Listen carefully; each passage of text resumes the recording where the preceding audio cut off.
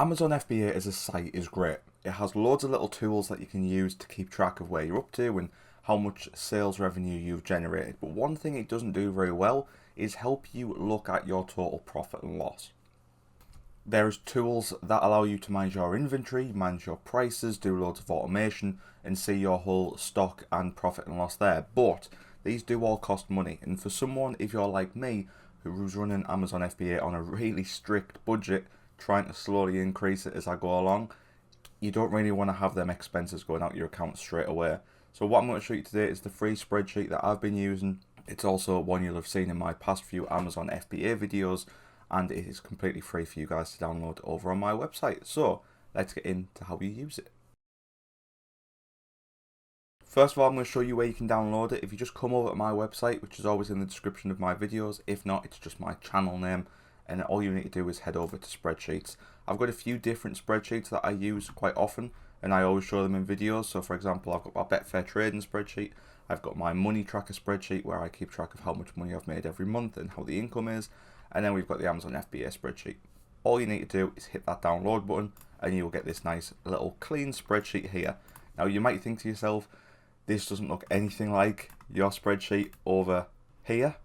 And don't worry, it's because that's obviously already filled out and you'll need to fill this out yourself. But I've left my sheet on the second tab along here, just so that you can use it for reference. So you can come over here and go, well, I've had a refund now, what do I do with that? And then you can see here, it's been put down as refund.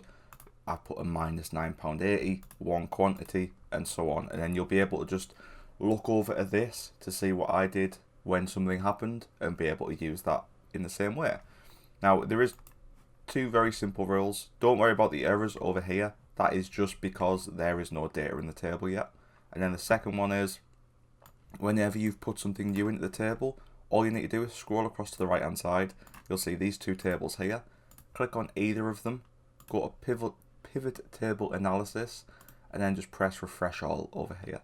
And what that'll do is that'll just update all this data that's out the way, and then that'll be used to generate what's in this table on the right hand side. So the basics of this are, I've got the transaction types split up into 5. You've got monthly fee, business product, inventory purchase, inventory costs, inventory sale, and then there's also a 6th one of refund if that ever happens to you. Monthly fees are things such as Amazon FBA. If you have the professional seller account, which is something I'm going to talk about in another video because I've just downgraded mine from professional to individual because I'm not selling enough products to make that £30 a month worthwhile, and that might be something you guys want to consider as well if you're on a budget. But that's where you'd put in your Amazon FBA or any apps you're subscribed to, anything like that that are monthly reoccurring fees. We've then got business products. They're things such as buying your labels, buying a printer, buying things like that that are not really related to Amazon FBA, but you might want to keep it in track with your profit and loss just to see where you're at. You've then got your inventory purchase, fairly self-explanatory. It's the items you're purchasing. Inventory costs, they're items such as deliveries, getting your items shipped to Amazon FBA, or getting Amazon to label the product yourself, which you can see I did. It's also items such as storage. We've then got inventory sale, which is fairly self-explanatory. It's when you sell the product. You can see how I've laid it out on these. Basically, this just makes it so the profit and loss adds up correctly. So you don't need to put in how much it cost when you've done an inventory sale, because of the fact that you've already put the costs in above that. So you can see here I was making £6.22 per Fugler. That's not entirely true because there was also the £3.99 cost per item. So it wasn't as much of a profit as it looks like, but that loss for purchasing the item has already been taken off earlier in the process, so you don't need to worry about that. And as you can see at the bottom, that'll be your total profit and loss at the moment. You can see here minus £143.14, which is a lot different to when you come over to Amazon FBA, and it will keep track of your profits and loss over there because it won't include your items such as your business products, your fees. It won't keep your purchasing costs up to date on there either, because you don't even need to input them over on Amazon FBA. So you can see, yes, I'm minus £143. It will be a lot less if I'd started with an individual instead of jumping straight to the professional seller account, but you learn from your mistakes. But you can see over here that actually in terms of my return on investment, I've actually purchased £132 worth of goods, and all the items that I've sold after Amazon fees have been taken off is sat at £224. So the actual profit that I'm in for items sold is £91. So I'm quite happy with that. For the items that I've bought and managed to sell on, we've made £92. It's a return on them specific items of 70%, which I think is a really good return. Then it jumps down to after the inventory costs, so things such as delivery, labels and storage. You can see that's dropped down to a 41% profit, slowly dropping down. And then you can see after the business costs, so after the £73 worth of Amazon membership, and then the printer that I bought, our profit goes down to £58. If I hadn't been using memberships and I'd had my own printer, you can see there where we'd actually be in a profit.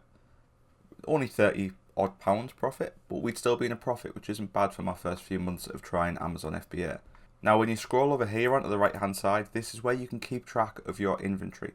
So you can see here that we've purchased 31 fugglers and we've sold 19.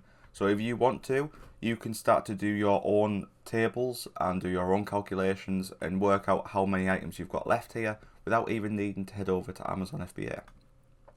Now if you want to know where you find all this data to input it, it's very simple. You just come over to the seller page, go down to reports, go to payments, and then go to transaction view. And this is where you'll see all the items. So actually I haven't added in this most recent subscription from the 24th, so I'll need to do that. So we'll actually be an even further £30 down. But of course I have quite a lot of items still in my inventory that I haven't yet sold. So them costs aren't included yet in the spreadsheet. But what I'm going to be doing over the next few weeks and months is I'm going to be updating this spreadsheet and making it so there's more data available on this right hand side so that you can see how much is currently sat in your inventory, how much that costs you, how much unsold products you have laying around and how much that amounts to, just so you can keep an eye on everything like that. I'm going to do a lot of work on this and update it as it goes, and what I'll do is I'll put it on the community page on my channel itself so that you can see when it's being updated. And then all you'll need to do is go re-download it and then just literally copy over your data